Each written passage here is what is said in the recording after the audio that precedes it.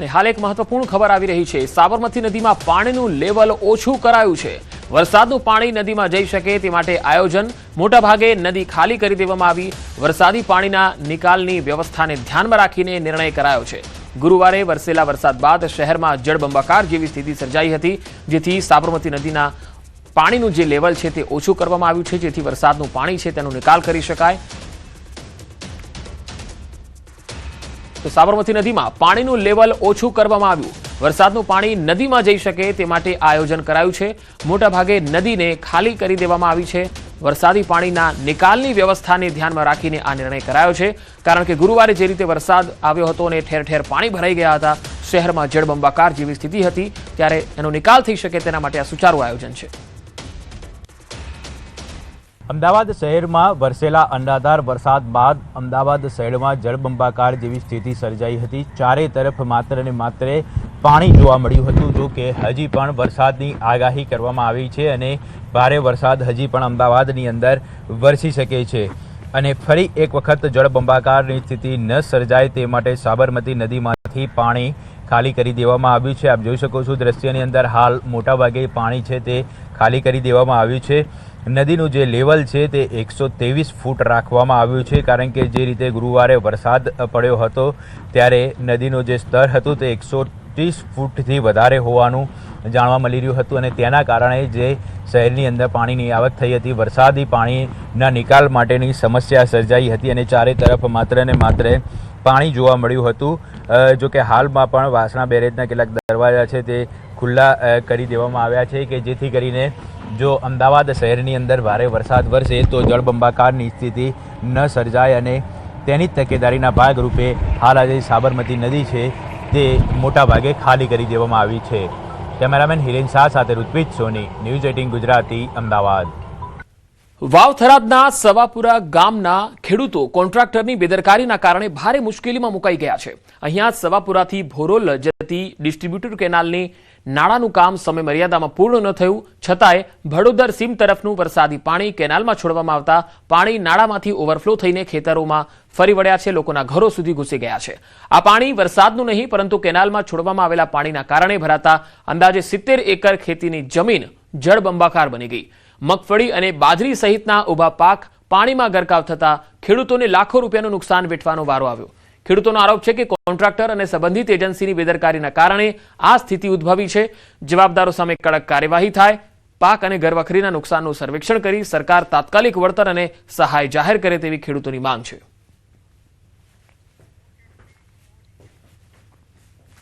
મિલીભગતના કારણે આ કામ ચાલુ થયો નહીં અને વરસાદ થઈ ગયો એટલે ભડોદર સોયા પડ્યા જ છે, એટલે ભડોદરનું પાણી બધું આવ્યું એટલે આ લોકોને ન છૂટકે માદેવીનું રૈતરું પડાય એમ હતો, એટલે માદેવીએ ફોટ્યું ફોડવું પડ્યું, ન ફોડે તો પેલી બાજુ ફૂટીને એમ હતો, એટલે ફોટ્યું ફોડ્યું એટલે 30-35 એકર જમીનમાં નુકસાન થયું છે। 1 એકરે 1 લાખનું નુકસાન ગણો તો આ સિઝન નહીં પણ 3 સિઝન નુકસાન થયું છે। આ 3 સિઝનો ફેલ જશે અને કારણ કે આ ભડોદરનું પાણી આવે છે ખેતરોનું, આ પાણી બંધ નહીં કરે તો અમારે 3 સિઝનો ફેલ જશે અને અમે એવી રજૂઆત કરીએ છીએ કે જે આ કામ ચાલુ કરે અને કોન્ટ્રાક્ટરની બેદરકારી, મજૂર આવ્યા વગર એક મહિનોથી કામ બંધ છે। સૌપુરા ભોરોલ ડિસ્ટ્રિક્ટ છે એની અંદર કામ કોન્ટ્રાક્ટરની બેદરકારીથી આ નાળો તોડીને મેલ્યો હતો અને ભડોદરનું પાણી આવીને અમારા ખેતર ભરાઈ ગયા, અમને ગરીબ ખેડૂતોને પાયમાલ કરી નાખ્યા। હવે અમારે છ જાઉં તો ગમે તે રીતે સરકાર ખૂબ કટિબદ્ધ છે પણ આ કોન્ટ્રાક્ટીઓએ અમને છીરું મેળ્યા છે। તો ચૂડા અને લીંબડીમાં ફરી એકવાર વરસાદ। એક દિવસના વિરામ બાદ વહેલી સવારથી જ વરસાદ શરૂ થયો। ચૂડામાં વહેલી સવારે 6 થી 8માં 2 કલાકમાં અંદાજે 1 ઇંચ વરસાદ ખાબક્યો। લીંબડી શહેર સહિત ચોરણિયા, સિયાણી, નટવરગઢ અને નાના ટીમલા સહિતના ગ્રામીણ વિસ્તારોમાં પણ વરસાદ થયો છે। સતત વરસી રહેલા વરસાદથી હવે કપાસ, મગફળી સહિતના ઊભા પાકોને નુકસાન જવાની ભીતિ છે।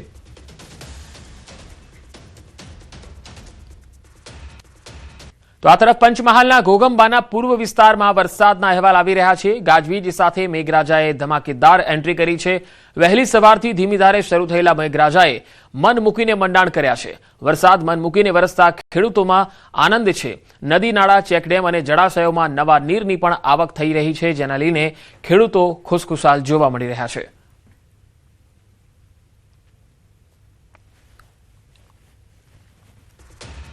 તો ગુજરાત પર ફરી આફતના એંધાણ. જી હા, બંગાળની ખાડીમાં ડિપ્રેશન બન્યું છે. કાલ સુધીમાં વધુ મજબૂત બનશે અને ડીપ ડિપ્રેશન બનશે. ગુજરાત તરફની દિશામાં આ સિસ્ટમ આગળ વધે તેવી સંભાવના દેખાઈ રહી છે અને તેને લઈને આવતીકાલ સુધીમાં જો તે મજબૂત બનશે અને ડીપ ડિપ્રેશન બનશે તો ભારે વરસાદની સ્થિતિ ઉદ્ભવશે.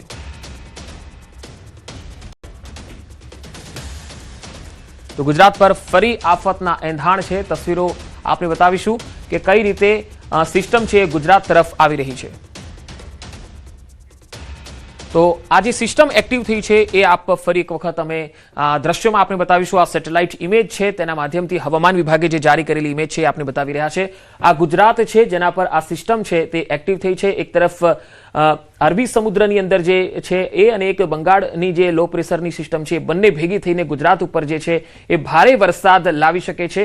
આવતીકાલે આ સિસ્ટમ છે એ વધારે મજબૂત બનશે અને ડીપ ડિપ્રેશનમાં પરિવર્તિત થશે. અને જો ડીપ ડિપ્રેશનમાં પરિવર્તિત થાય છે તો ગુજરાત આખામાં તે ભારે વરસાદની સ્થિતિ ઉદ્ભવે એવી સ્થિતિ જોવા મળશે. અને કચ્છ અને ઉત્તર ગુજરાતના જે વિસ્તારો છે એમાં સૌથી વધારે વરસાદ આવે તેવી સ્થિતિ દેખાઈ રહી છે. અને મધ્ય ગુજરાતના અને સૌરાષ્ટ્રના જે કાંઠાના ભાગો છે તેમાં પણ ધોધમાર વરસાદ લાવે તેવી સંભાવના દેખાઈ રહી છે. તો ગુજરાત પર આફતના આ મંડાણ દેખાઈ રહ્યા છે. આ જે સિસ્ટમ છે એ હવામાન વિભાગ તરફથી જે સેટેલાઇટ ઇમેજ છે એ જારી કરવામાં આવી છે, જેમાં ગુજરાત જે આપ જોઈ શકો છો આ ગુજરાત છે અને તેના ઉપર જે આ સિસ્ટમ છે, આ જે સિસ્ટમ છે એ તમે જોઈ શકો છો કે કઈ રીતે ડીપ ડિપ્રેશનમાં ફેરવાઈ રહી છે. ધીરે ધીરે આ સિસ્ટમ ડીપ ડિપ્રેશનમાં જશે ત્યારે આવતીકાલ સુધીમાં આ જે મજબૂત સિસ્ટમ છે એ ગુજરાત પર વધારે સક્રિય જોવા મળશે અને મજબૂત થશે ત્યારે ગુજરાત ઉપર તે ભારે વરસાદ લાવશે. અને કયા કયા વિસ્તારો એવા છે તો જો આ કચ્છનો આખો ભાગ તમે જોઈ શકો છો, કારણ કે આ ડીપ ડિપ્રેશન બનશે ત્યારે એ કચ્છ અને ઉત્તર ગુજરાતના જે આ ભાગો છે તેને વધારે સ્પર્શ કરે છે. એટલે આ બંને ભાગોમાં સૌથી વધારે વરસાદની સંભાવના રહેશે. થોડી રાહત બાદ ફરીથી આફતના એંધાણ દેખાઈ રહ્યા છે. ફરી ગુજરાત પર સંકટના વાદળ છે. આગામી અઠવાડિયામાં એક સિસ્ટમ સક્રિય થઈ રહી છે. બંગાળની ખાડીમાં વેલમાર્ક લો પ્રેશર સક્રિય થયું છે. ભારે વરસાદની આગાહી રહેશે.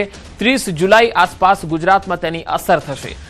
ભારે અતિ ભારે વરસાદની આગાહી જોવા મળી રહી છે. 30 જુલાઈ છોટાઉદેપુર, ભરૂચ, તાપી અને વલસાડમાં ભારે વરસાદની આગાહી છે. તો 1 ઓગસ્ટના રોજ દક્ષિણ ગુજરાત અને સૌરાષ્ટ્રમાં ભારે વરસાદની આગાહી છે. દક્ષિણ ગુજરાત અને ઉત્તર ગુજરાતમાં વરસાદ રહેશે. સૌરાષ્ટ્રમાં વરસાદ અને ઓછા વરસાદની આગાહી છે. આજે ઉત્તર ગુજરાતમાં કેટલાક જિલ્લામાં ભારે વરસાદની સંભાવના છે. 2 દિવસ ગુજરાત માટે યલો એલર્ટ છે. રાજસ્થાનમાં લો પ્રેશર બન્યું હોવાના કારણે વરસાદ હતો. સિઝનમાં કુલ વરસાદ 12% વધારે નોંધાયો છે. અમદાવાદમાં સામાન્ય કરતા 45% વધારે વરસાદ નોંધાયો છે.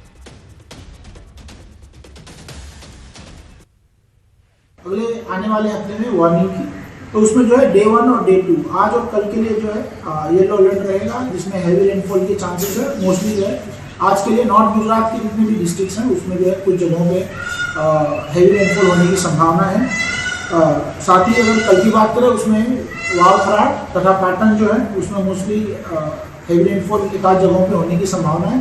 साथ ही साउथ गुजरात के जो डिस्ट्रिक्ट्स हैं जिसमें मोस्टली सभी डिस्ट्रिक्ट कवर हैं, बड़ौदा, सूरत, छोटाउदेपुर, नर्मदा और साउथ गुजरात के नवसारी, वलसाड, तापी, दमन, दादरा नगर हवेली सभी डिस्ट्रिक्ट्स में जो है हैवी रेनफॉल की संभावना बनी हुई है.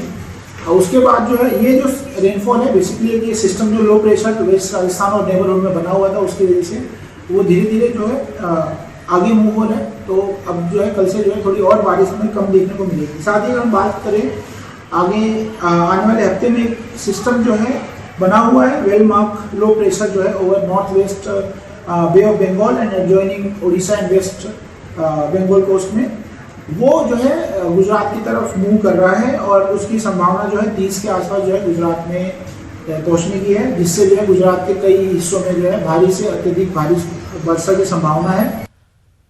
હવે આપને બતાવીએ ગાંધીનગરના સંત સરોવરના દ્રશ્યો, જ્યાં પાણીનો ફ્લો જઈ રહ્યો છે અને પાણી વધી રહ્યું છે. સંત સરોવરમાંથી પાણી પણ છોડવામાં આવી રહ્યું છે, કારણ કે સાબરમતી નદીમાંથી જ્યારે પાણીની આવક આવે ત્યારે આ પાણીની આવક જે છે એ સંત સરોવરમાં થઈને જતી હોય છે.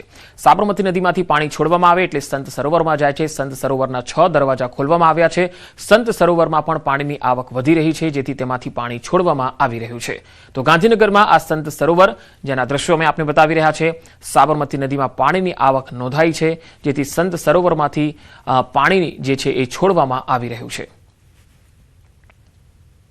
સંત સરોવરના 6 દરવાજા ખોલવામાં આવ્યા છે. જોકે હાલ કોઈ ભયજનક સ્થિતિ નથી. સંત સરોવરની જે સપાટી છે એ ભયજનક નથી.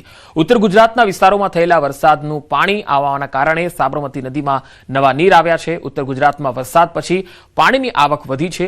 બીજા દિવસે પણ સંત સરોવરમાંથી સતત પાણી છોડાઈ રહ્યું છે. સાબરમતી નદીમાં પ્રતિબંધ છતાં હજારોની સંખ્યામાં લોકો પણ આવી રહ્યા છે. બંને તસવીરોમાં તમે જોઈ શકો છો. સંત સરોવર નજીક હજારોની સંખ્યામાં લોકો ઉમટ્યા. ગાંધીનગર જિલ્લા કલેક્ટર દ્વારા 21 સપ્ટેમ્બર સુધી નદીના પટમાં નહીં જવા માટે સૂચના છે.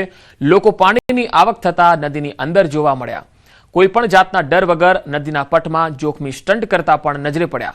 આ પ્રકારના ક્યારે નદીની પટમાં રીલ બનાવી કે સોશિયલ મીડિયા માટે વિડીયો તૈયાર કરવા, આવું ક્યારે જોખમ ન લેવું, કારણ કે જિલ્લા વહીવટીતંત્રની સૂચનાને અવગણવાથી તમે કાયદાની જાળમાં પણ આવી શકો છો અને સાથે સાથે જીવને પણ જોખમ સર્જાઈ શકે છે. સુરેન્દ્રનગરના લીંબડી તાલુકાના નાના કઠેચી ગામમાં વરસાદ બાદ તારાજીના દ્રશ્યો સામે આવ્યા. આ તસવીરો જુઓ. ભારે વરસાદ અને ઉપરવાસમાં થયેલા વરસાદના કારણે ગામમાં પાણી ફરી વળ્યા છે. ગામના લગભગ 70% વધુ મકાનો પાણીમાં ગરકાવ છે. ગામમાં હવે બોટ ફરી રહી છે, નાવ ફરી રહી છે. લોકો ગામમાં એક સ્થળેથી બીજા સ્થળે જવા માટે આ હોડીનો સહારો લેતા જોવા મળ્યા. દર વર્ષે ચોમાસામાં આ જ પ્રકારની સ્થિતિનું નિર્માણ થાય છે, છતાંય તંત્ર દ્વારા વરસાદી પાણીના નિકાલની કોઈ જ વ્યવસ્થા થતી નથી. ગામજનો અહીંયા પારાવાર હાલાકી ભોગવતા રહે છે. નાના કઠેચી ગામથી આ તસવીરો આવી રહી છે. ગામમાં લોકોને અવરજવરનો એકમાત્ર સહારો હવે હોડી બચી છે. પાણીનો નિકાલ થતો નથી એના હિસાબે આ બધું પાણી ભરી રહે. ઘર ફરતા ઘરમાં પાણી. ટાવર વાળો વિસ્તાર આખે આખોટે પણ લગ્ન છે. સામાન લેવા બધો પાણીમાં ઓળે લઈને આવવું પડે. કેટલાક મકાનો પાણીમાં? 75% પાણીમાં છે. તો બધા આવી રીતના જ ઉપયોગ કરે. હા. રાજસ્થાનના બાડમેરમાં ધોધમાર વરસાદથી જનજીવન પ્રભાવિત થયું. જિલ્લા મુખ્યાલય પર મેઘરાજાની ધમાકેદાર બેટિંગ જોવા મળી. ભારે વરસાદથી શહેરના રસ્તાઓ પર પાણી ફરી વળ્યા. નીચાણવાળા વિસ્તારોમાં જળબંબાકાર જેવી સ્થિતિ જોવા મળી. બલદેવનગરના અનેક ઘરોમાં પાણી ઘૂસી ગયા. સ્થાનિકોએ જિલ્લા પ્રશાસન પાસે મદદની માંગ કરી છે. વર્ષોથી પાણી ભરાવાની સમસ્યાથી બલદેવનગરના રહેવાસીઓ પરેશાન થયા છે. ધોધમાર વરસાદ બાદ શહેરમાં પાણી નિકાલની સમસ્યા સર્જાઈ છે. તો રાજસ્થાનના બાડમેરમાં પણ ધોધમાર વરસાદ અને અહીં પણ શહેરના જે મુખ્ય રસ્તાઓ છે એ જળમગ્ન બન્યા છે. અવરજવર કરવા માટે વાહન ચાલકોને ખૂબ જ હાલાકી ભોગવવી પડી રહી છે, કારણ કે રસ્તાઓ જળમગ્ન થયા છે. રસ્તાઓ ન દેખાતા કેટલાય ટુ વ્હીલરો બંધ પડી ગયા. વાહનો ખોટવાવાના, અટકી જવાના અને વાહન ચાલકો અટવાયા હોય એવી સ્થિતિ પણ જોવા મળી રહી છે. કેટલાય વાહન ચાલકો વાહનોને ઢસેડીને લઈ જતા જોવા મળ્યા.